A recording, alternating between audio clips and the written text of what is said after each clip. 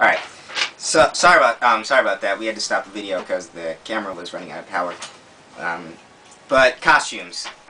Uh, the costumes, they're not bad, but why did you what was the point of changing them? There was nothing wrong with them before. There was nothing wrong with the underwear on the outside thing. People were fine with it since the 60s when superheroes were created. Why do we suddenly have a problem with it now? Like, it doesn't make any sense. And then certain things like my friend Nick, his dad, he has a problem with Superman's costume in that now it is a Kryptonian it's Kryptonian armor. Yeah, Superman with armor. Figure that one out. But he had a problem with it because the thing was that it was his suit was supposed to be the blankets that covered him when he came to Earth, made by the Kents. Now, I mean, yeah, the Kents, Martha and Jonathan Kent in the new relaunch continuity are dead. They died off when he got out of high school or something like that. So that's understandable. But why? Why did you get rid of it? That was how people saw him. Like, you watch new media with Batman and Superman not having their trunks things on the outside. How do you give that to a kid and show them something from the past and something from now? Where did his underwear things go? What the fuck? Why did you get rid of it? But that's whatever. I don't like it. And then what they're doing with some of the female costumes, like Poison Ivy's, it looks like shit. If you've seen Poison Ivy's new costume in the Birds of Prey, it looks like shit. It doesn't look like Poison Ivy at all. Poison Ivy wears a fucking one piece, and that's because she's Poison Ivy. They make her, I mean, it looks, she wore something like what Wonder Woman would wear. Now she looks crap. She looks horrible. Then you got things like fucking Supergirl. Her costume looks horrible. It makes her, first, the art style, it makes her look like she's she's in her 20s. She's supposed to be a teenager. Why does she look like that? She's got whatever. But, her crotch area, I don't want to sound weird or anything, but it just looks constricted right there. If you see the costume, and there's a girl in the room right now, and she's making these faces, and, I'm not trying to sound weird or anything, but that's just what it looks like. It just looks not comfortable. Before, she wore the Flashpoint costume for Supergirl, she wore a skirt, and it looked fine. And the reason they're getting rid of that is because they don't want artists to draw, or they don't want up the skirt shots of teenage girls. All right, then don't have your artists draw them like that. Simple fix right there. Don't have them draw upskirt shots of that kind of stuff. And why does that even matter? Are you kidding me? Are we seriously so stupid that we have to concern ourselves with things like that? Whatever. Next thing, the renumbering of issues. With this relaunch, they have completely renumbered all of these 52 to number ones. So things that have been never renumbered ever, things like Action Comics and Peace and Detective Comics. For those of you who don't know, I think I already said this, but Detective Comics is DC's namesake. It's DC Detective Comics. See? Why are you renumbering Detective Comics? It was at 800 or something. Do you know how that makes people feel? That's that's like a stab in the heart.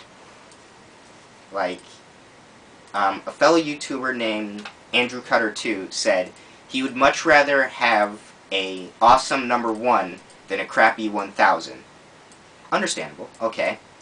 But what difference does it make? What if the #1's crap too? And from what I've read, Detective Comics is crap. From what I've read on comicbookmovies.com, from the reviews of that, it is crap. It was crap. And Action Comics, people liked it, but it wasn't good. Because it's a new origin, and it's just not good. Renumbering, it's just this whole relaunch is just a gimmick. It's just something for DC to make a whole bunch of money. And I don't know, from a business standpoint, that's whatever, that's good. They should do things they have to make money. They're a business, I understand that they have to do things like that. But from a consumer standpoint, that's like a big middle finger to the face. That's like DC saying, shut the fuck up. Who the hell cares what you think? That was Paul. Sorry about that. He just waved at me. So yeah, this whole thing is a gimmick, and it's just DC just trying to get money out of me and other comic book viewers. Now, before we go any further, I just want to say I'm not trying to like discredit other YouTubers and other comic book fans who like this relaunch. This is just my opinion.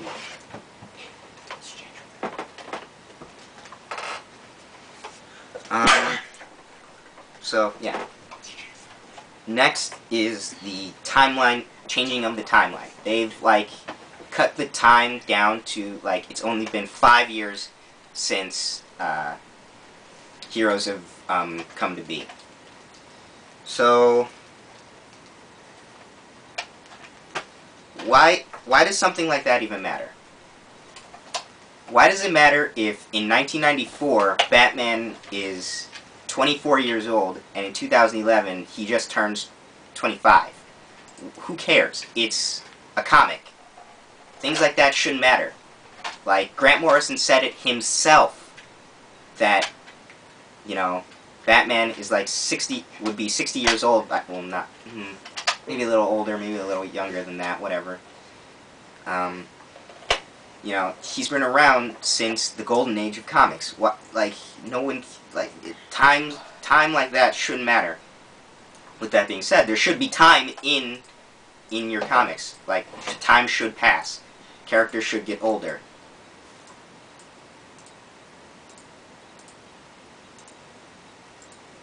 Next. So, the next thing is the new origins for certain comics. For certain comics, they're keeping the same continuity. Like for Batman and Green Lantern, they're keeping everything from pretty much everything in continuity. You know, Brightest Day, Blackest Night, all that stuff. They're keeping all that stuff in continuity for those guys. But for other ones, like the Teen Titans and Superman and the Superman family and the Justice League, and did I already say Justice League? The JLI, you know, they're changing all of those origins. And when you do, what I have to say about that, I don't like it when any origin gets changed, to be honest. Like, origin, like, I mean, I understand that that has to be done every once in a while, because, you know, you can't just have the same thing for until the end of time. It just doesn't look like, art styles change, stories change, and creative teams change. Like, you know, for a while there, Green Lantern Emerald Dawn was the definitive Green Lantern origin, but then they changed it to Secret Origin. I like Secret Origin better, but I understand that has to change. I don't like it all the time, but it has to happen. But when you change it, it should not completely erase what came before. Retcon should never completely erase what came before, because that's money that your consumer is spending on it. If you just completely discredit it, what's the point of me even buying that?